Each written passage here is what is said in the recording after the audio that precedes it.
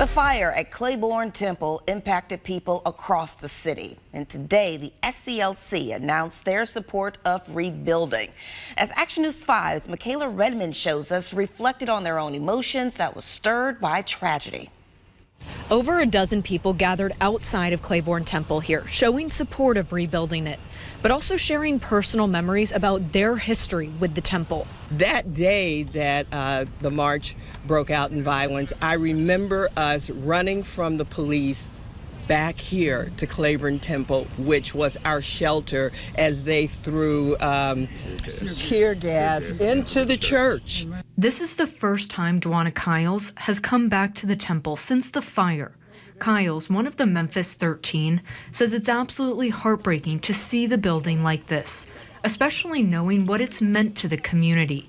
At the same time, Kyles says she's happy to see so many people coming together to help rebuild it, including Joe Calhoun, who is part of the Big We, the foundation that is restoring the temple.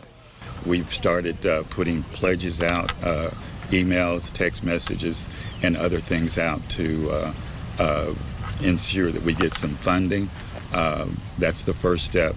And, you know, again, the plans were already in place for the restoration of the interior.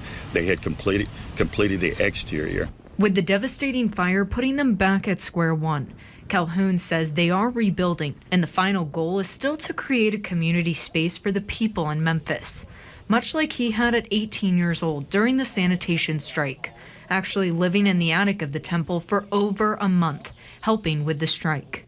In Memphis, Michaela Redmond. We fight on to the finish. We fight on to the finish. Action News 5. Action News 5 has been following the news of this devastating loss since the call came out that Monday morning, and we'll stay on top of it as the rebuilding process gets underway. You can also find all of our coverage at actionnews5.com. Just search Clayborn Temple.